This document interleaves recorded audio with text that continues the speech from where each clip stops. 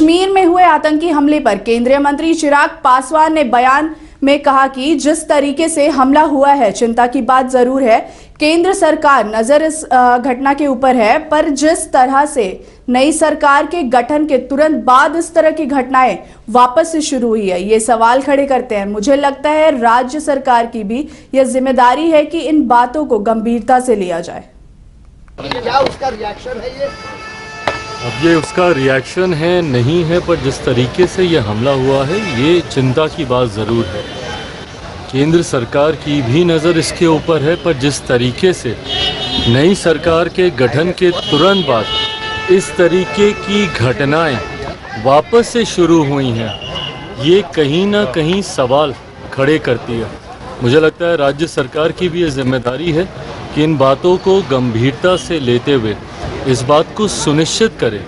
एक लंबे समय तक जब केंद्र के शासन में वहाँ पर कार्य को देखा जा रहा था, इस तरीके की घटनाओं में पूरी तरीके से रोक लग गई थी।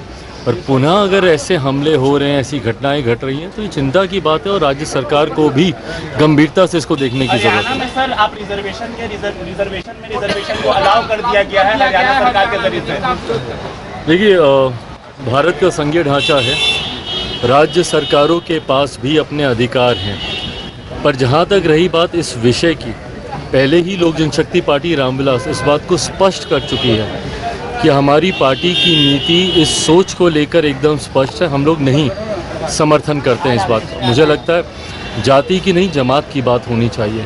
और ख़ास तौर पर जब आप अनुसूचित जाति का जब आप जिक्र करते हैं, जिसका आधार छुआछूत रहा है, अनटचेबिलिटी रहा है, जब तक ये मानसिकता कुछ ऐसे असामाजिक तत्वों की जो आज भी छुआछूत के आधार पर भेदभाव की भावना रखते हैं, ऐसे में फर्दर बाइफर्केशन, सब क्लासिफिकेशन अगर इस तरीके से अगर होता है, तो इससे कहीं ना कहीं जो हक हैं, जो अधिकार हैं इस पूरी जमात के, अनुसूचित जाति के, उसमें कहीं ना कहीं बाधाएं और ज़्यादा बढ़ेंगी, परेशानियां और ज़्यादा बढ़ेंगी।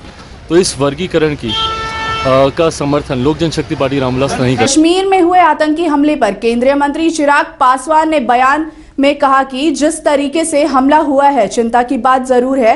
केंद्र सरकार नजर इस घटना के ऊपर है, पर जिस तरह से नई सरकार के गठन के तुरंत बाद इस तरह की घटनाएं वापस से शुरू हुई है, ये सवाल खड़े करते हैं। मुझे लगता है राज्य सरकार की भी यह जिम्मेदारी है कि इन बातों को गंभीरता से लिया जाए। क्या उसका रिएक्शन है? ये उसका रिएक्शन है नहीं है, पर जिस तरीके से ये हमला हुआ है, ये चिंता की बात ज़रूर है। केंद्र सरकार की भी नज़र इसके ऊपर है, पर जिस तरीके से नई सरकार के गठन के तुरंत बाद इस तरीके की घटनाएं वापस से शुरू हुई हैं, ये कहीं ना कहीं सवाल खड़े करती है। मुझे लगता है राज्य सरकार की भी ये जिम्मेदारी है कि इन बातों को गंभीरता से लेते हुए इस बात को सुनिश्चित करें। एक लंबे समय तक जब केंद्र के शासन में वहाँ पर कार्य को देखा जा रहा था, इस तरीके की घटनाओं में पूरी तरीके से रोक लग गई थी। पर पुनः अगर ऐसे हमले हो रहे हैं, ऐसी घटनाएं घट रही हैं, तो ये चिंता की बात है और राज्य सरकार को भी गंभीरता से इसको देखने की जरूरत है। सर, आप रिजर्वेशन को अलाउ कर दिया गया है हरियाणा सरकार के जरिए से। देखिए, भारत का संघीय ढांचा है, राज्य सरकारों के पास भी अपने अधिकार हैं। पर जहाँ तक रही बात इस विषय की, पहले ही लोक जनशक्ति पार्टी रामविलास इस बात को स्पष्ट कर चुकी है कि हमारी पार्टी की नीति इस सोच को लेकर एकदम स्पष्ट है। हम लोग नहीं समर्थन करते हैं इस बात को। मुझे लगता है जाति की नहीं, जमात की बात होनी चाहिए। और ख़ास तौर पर जब आप अनुसूचित जाति का जब आप जिक्र करते हैं, जिसका आधार छुआछूत रहा है, अनटचेबिलिटी रहा है, जब तक ये मानसिकता कुछ ऐसे असामाजिक तत्वों की जो आज भी छुआछूत के आधार पर भेदभाव की भावना रखते हैं, ऐसे में फर्दर बाइफर्केशन, सब क्लासिफिकेशन अगर इस तरीके से अगर होता है, तो इससे कहीं ना कहीं जो हक हैं, जो अधिकार हैं इस पूरी जमात के, अनुसूचित जाति के, उसमें कहीं ना कहीं बाधाएं और ज़्यादा बढ़ेंगी, परेशानियां और ज़्यादा बढ़ेंगी। तो इस वर्गीकरण की का समर्थन लोक जनशक्ति पार्टी रामविलास नहीं कर